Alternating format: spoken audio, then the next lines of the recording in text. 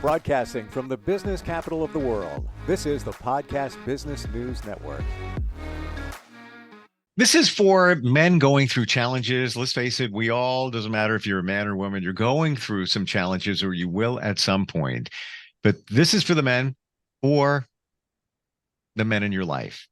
And the big question is why men don't seek out help when they've got stuff going on. He helps men all the time. We're going to break all of this down today. He is a psychotherapist, a men's life coach, and he literally helps men get their spark back. Rolando Hyman joins us back here on the program today. Welcome. How are you doing today, Rolando? I'm doing amazing, Steve. How about you? I'm doing great, doing great. And I will admit, I didn't ask for help for the longest time. And then I started talking to, this is some years ago, but many different people that do what you do and even hypnotherapy and a lot of that to start a healing process, start to figure life out, start to feel better about myself. As we've talked before, a lot of this stuff goes back to our childhood or things that have happened, just life in general that kind of inspires us or charts the course for or life in the future. Is it that men are just afraid to ask because they don't want to be judged? 100%, Steve. What I've learned, in my work with men going over a decade, closer to a decade and a half, is most men don't understand what it really looks like to come out of that false perception of safety, whereby they believe that if I do expose myself, if I become vulnerable, then I'm going to not be accepted as a man, as an ideal man. I'm going to be seen as weak. I'm going to be seen as a pushover. I'm going to be seen as not who I'm supposed to be. So a lot of men fear all the stigma that comes around that. And so getting out and asking for help is oftentimes as they would say, the unforgivable. It's truly a shame that men think that way, but I understand it because society placed it there in many regards for years. And somebody told me it was interesting also, relationships are challenging to navigate through because especially family dynamics. Because somebody said to me, back in the day, men didn't come home. I'm talking hundreds and hundreds and hundreds of years. They were out looking for dinner, even in prehistoric times. The DNA programmed them to fend for their family. They weren't spending family time at home. So now, evolution wise, we look at now, and thankfully, men spend more time at home with their family, but doesn't mean they know how to do it, if that makes sense. Yeah, that's true, Steve. And sometimes the fear of failing at it cause a lot of men to stay away from engaging in that process itself. Dr. Martin Seligman, one of the fathers of positive psychology, he speaks about learned helplessness. And many of us as men, we have learned how to not expose ourselves to certain environments because it does not fit the status quo of what it looks like to be a man, which is why there are some men who they don't take the time to try to learn some of the domesticated stuff because they think it's the role of a female. All right. And so it's a challenge now. How do we bring those men closer home? Literally, not just figuratively, helping him to understand that, hey, you are also needed at home. And, I'm forgetting the name of this guy, but, one of the things that he said is, and I'm quoting now, he said that a lot of men don't realize that they are as equally responsible for the emotional atmosphere of their homes as their partners. But as men, the intelligence is not where it ought to be. So we fear it. We avoid it like the plague.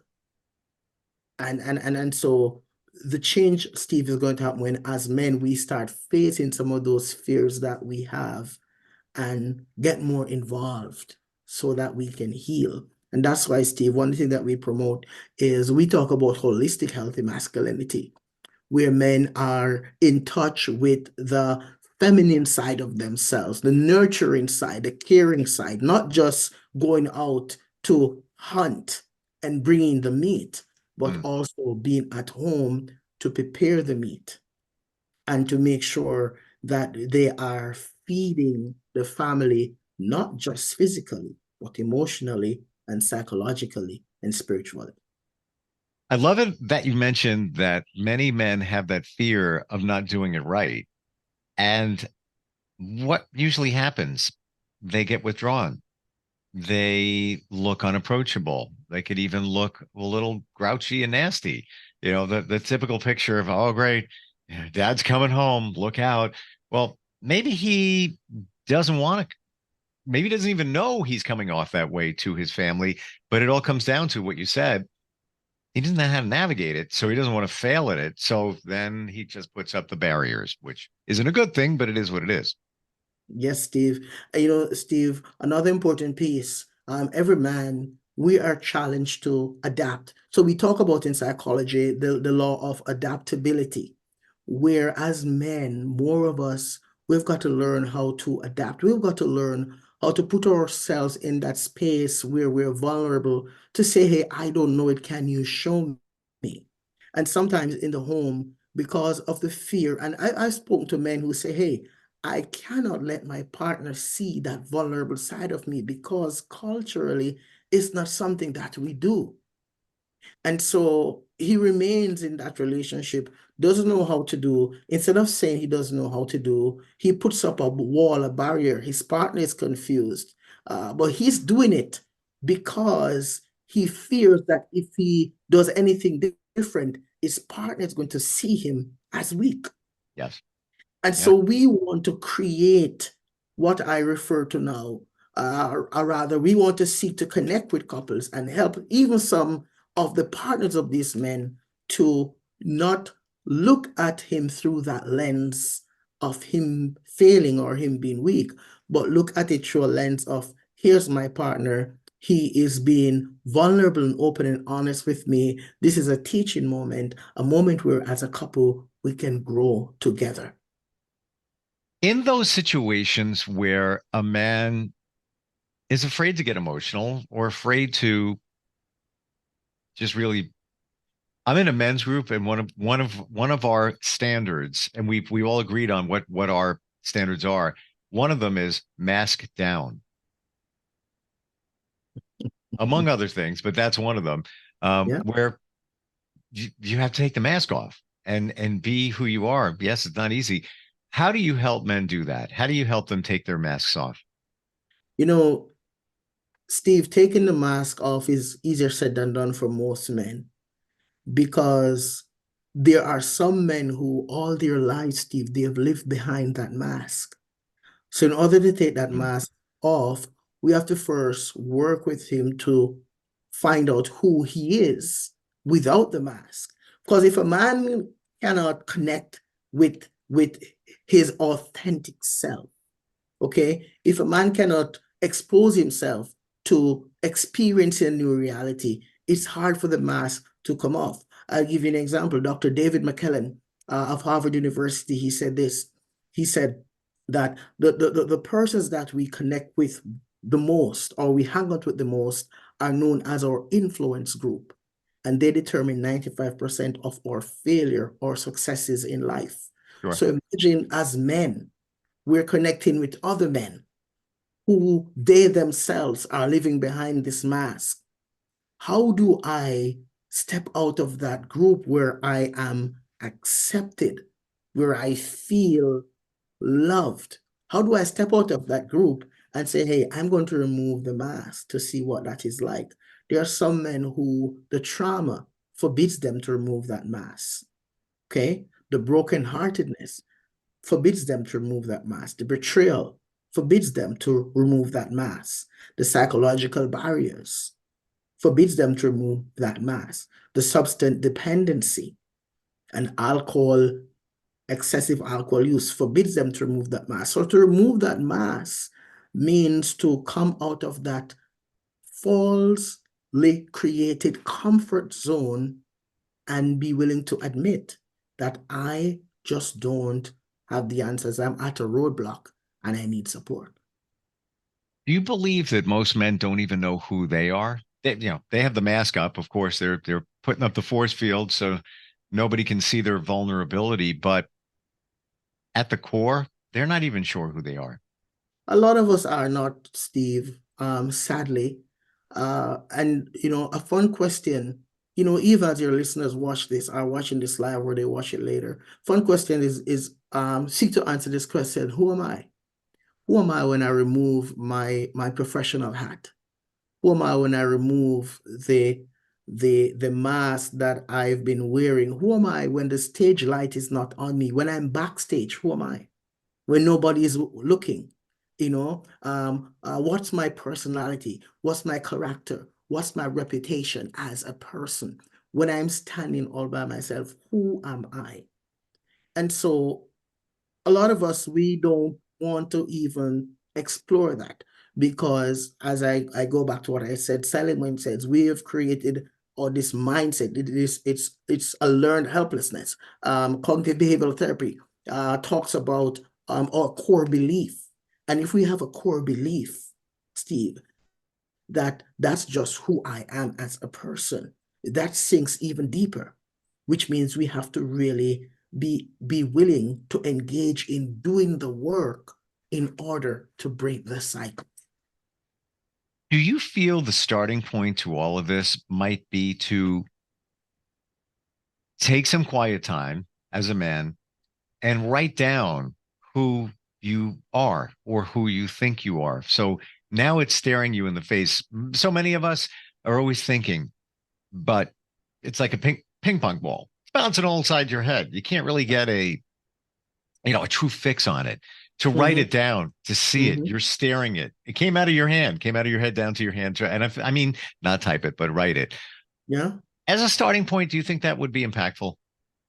It's definitely a good start, because some of the experts out there, when you talk about guys like Tony Robbins and Grant Cardone, there are some guys out there who they do recommend the idea of practicing gratitude, where each day, for example, you would see to start by writing, say two things that you're grateful for.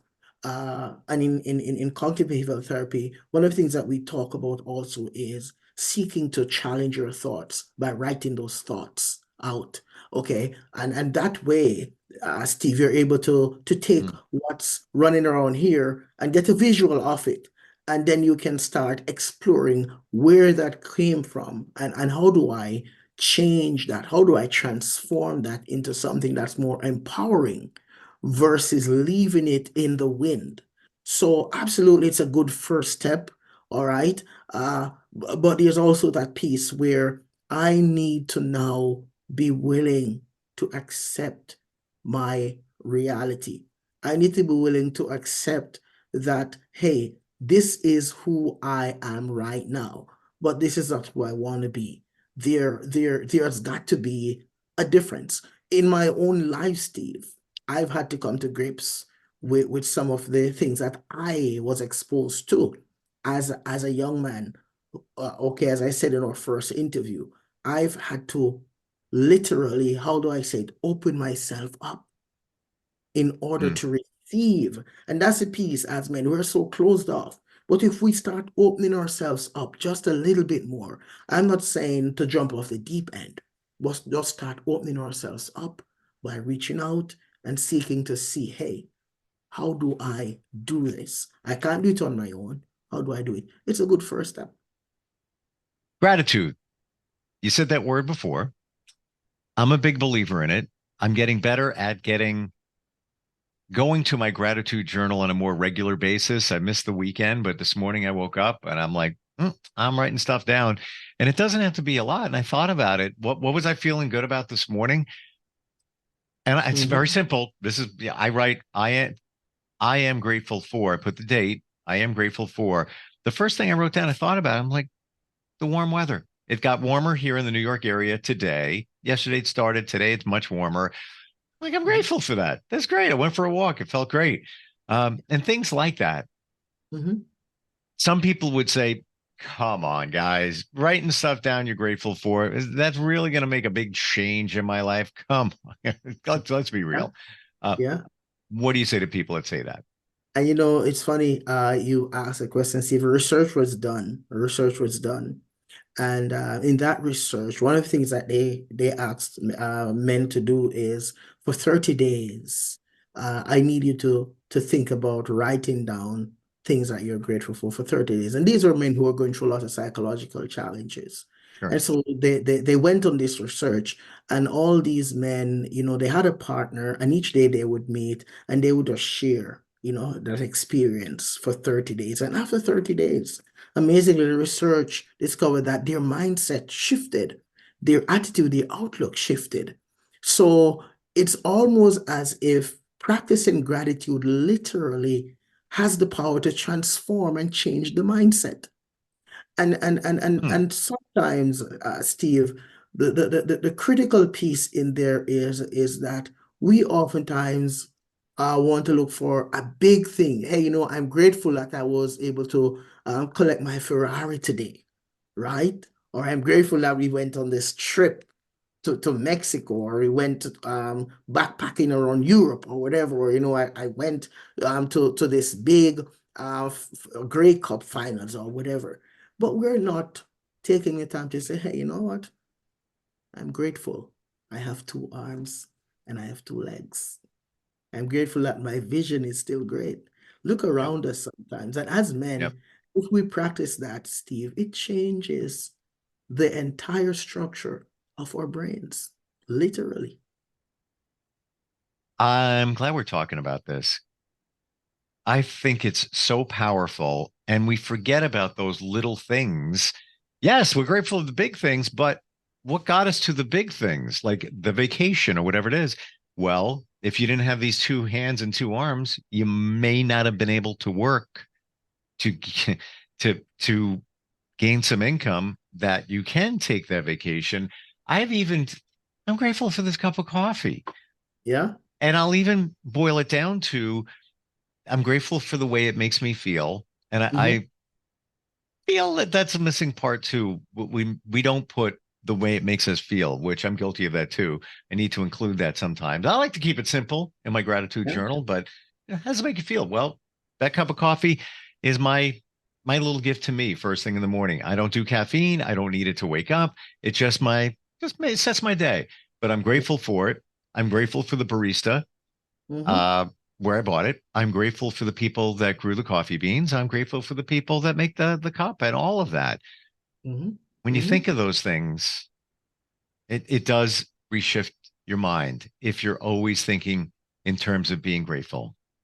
Yeah, absolutely, Steve. And Steve, it's such a powerful thing when we are able to acknowledge, how we're feeling. And that's the next thing. As men, we're not oftentimes allowed to feel anything.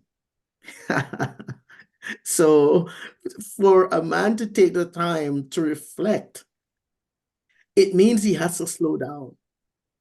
It means he has to get in a safe space in his mind first to start connecting with that part of himself that he was detached from.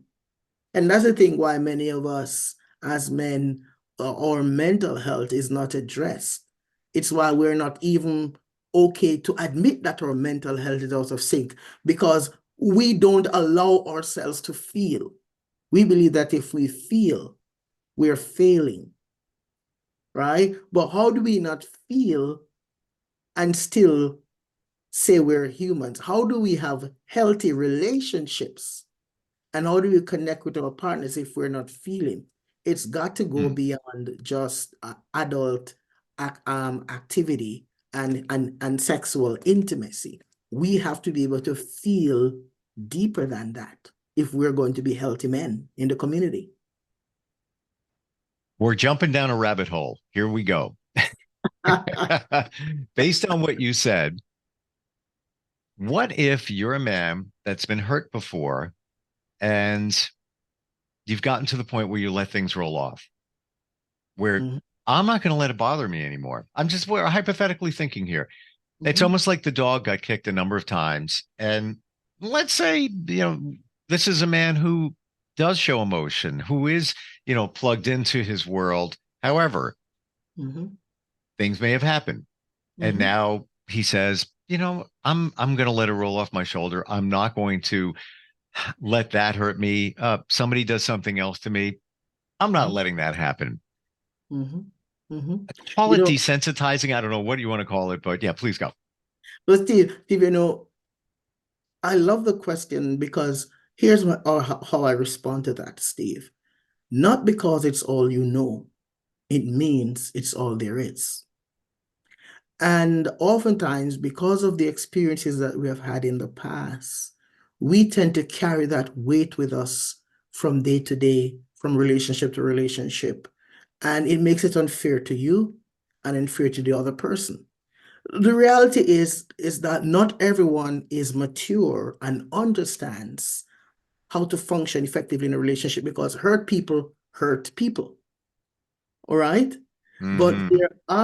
there are those persons who are able to acknowledge that there are. So if a guy has been disappointed and hurt several times, it doesn't give him permit to not feel, to not love, to not connect, to not be vulnerable with someone else. He has to find a safe space, work on himself. And then he has to also recognize that not every woman that he meets or every person that he's interested in is going to be at that level where they are mature enough and intelligent enough to connect with you and provide that which you need. And that's why, Steve, we talk about relationship and relationship expectations, because oftentimes relationship expectations are not deep. They're quite surface. And when crisis comes, it ends because the relationship expectation was not clearly defined. And because I'm not allowing myself to feel anything, I'm going into this blind. Hmm. If a man is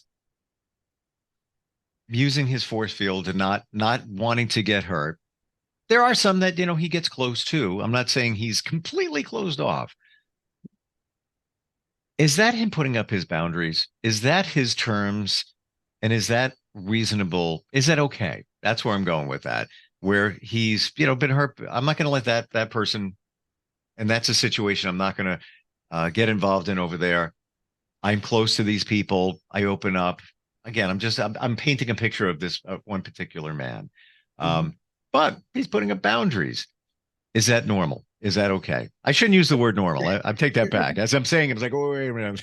Because what Every is normal? relationship, Steve, needs to have some boundaries for sure. Sure. And there needs to be expectations. But what we've got to ask ourselves is if those boundaries are boundaries that is hindering me from going to the next level in my relationship, am I setting up boundaries that is harming me and the other person versus bringing us to a closer connection as a couple? Because there are boundaries that's based on because I was hurt already, I'm never ever going to open myself up to this space anymore in a relationship. So there Yep. is that consistent void. Now, if you're with someone who is emotionally intelligent and connected, they're going to pick that up early enough and say, hey, you know what, you're not ready. But as I said, hurt people hurt people. If you meet someone who is doing the same thing as you both will go into it, but it's going to be not a genuine space. It's not going to be a healthy relationship. Why? Because I'm closed off and you're closed off, Yeah. Yeah. right? So we have got to know and understand that, yes, boundaries need to be in a relationship, but if the boundary is based on a pain, if the boundary is based on a past experience, it's unfair to you and unfair to the other person if those boundaries are there because of that. You need to go work on yourself. Hurt people, hurt people. If you got anything from today, remember that because it's so true. It is so true. Rolando, how do we connect with you? Man is hearing this. Maybe somebody's close to him. How do they start the process for change? Okay, so I now have a toll-free number, Steve. I have a toll-free number that you can call me at. It's 1-833-366-5724.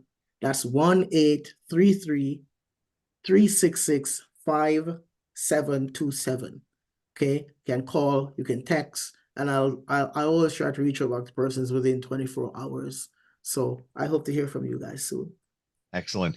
Always great talking with you. Thanks for really getting to the level where men can understand this. You have a great way of explaining things and where it feels safe. We're getting that. It just feels safe. Thank you for being here, and we'll catch up next time. Okay, Steve. Have a great day, buddy. You too. We'll be right back. Are you looking for even more of the podcasts and hosts that you love? The Podcast Business News Network is proud to announce that you now have even more ways to listen live. Check out the MyTuner Radio, online radio box, and Simple Radio apps on iOS and Android, or find us online. Search for Business News Network on mytuner-radio.com, or search Podcast Business News Network on streama.com and onlineradiobox.com/US. Take your podcast on the go and don't miss a minute of the action.